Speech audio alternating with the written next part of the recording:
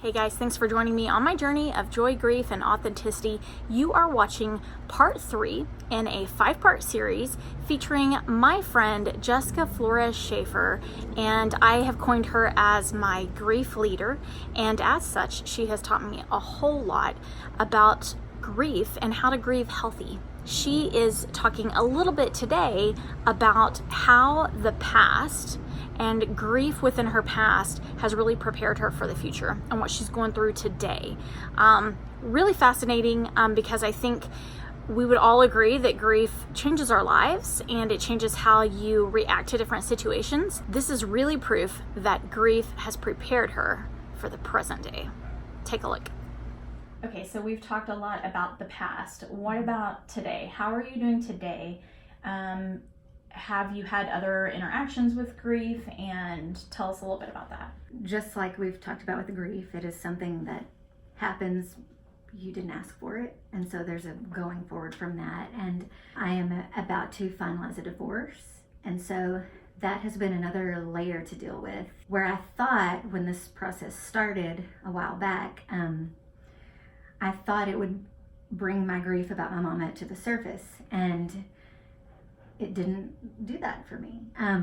It's still there. There are moments that make it heavier because I wish you were here to help.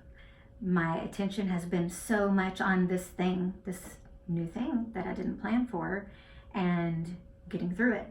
And it takes up so much energy. Someone asked me months ago, how are you doing? The same question you just asked me pertaining to, losing my mama. And it's just a different animal. I think maybe 2 years from now, 5 years from now, I'll look back and hindsight will teach me more of what I was thinking or feeling. It certainly would be something easier to go through if my mother were here. It's been another thing that was put in front of me that I had to go, this is happening, I have to go through this. And in a way, dealing with the loss of my mom all those years ago and the way it happened and that hard grief, maybe it wasn't so heavy because I felt more empowered because I've had to look back and go, okay, I've done this and I've done this. I'm going to get through this. Yeah. Not because I want to, but because this is what's in front of me and now it has to happen. And there's no other option. In a way, my mom is still teaching me that. And certainly not the way she would have wanted to be teaching me that, or here for me in that. But there are harder days, but most of it has been empowerment to see how life can not only stretch you, but just push you, and you just keep stumbling, but you're still going. Yeah. And then sometimes you have to lay down and then get back up again because the clock is still running. I'm training to become a professional life coach, and I want to help all kinds of people, but particularly women, single moms in a host of areas, and people moving forward from grief, because that's what life coaching is about.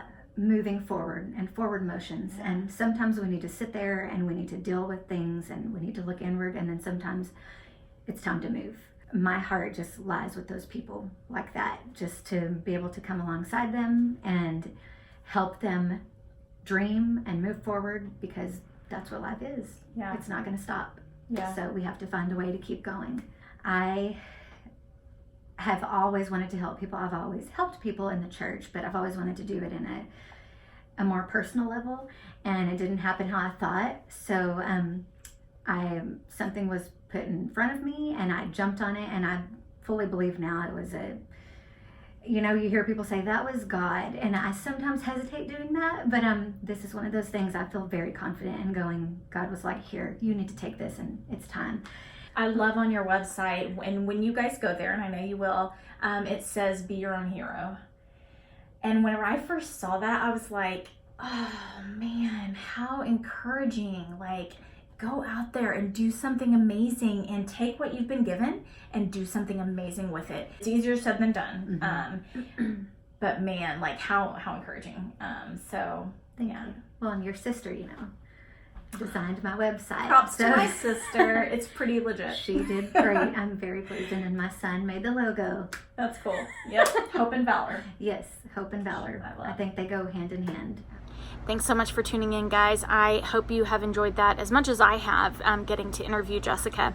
We've got a couple more episodes coming up within this Grief Leader series. Tune in. The next episode is going to be Jessica turning the tables on me. She's going to ask me some questions, some I didn't see coming, and it's a really thoughtful conversation. Okay, guys, talk to you next week. Don't forget, throughout all the hard stuff that happens in life, joy comes with the mourning. Keep going.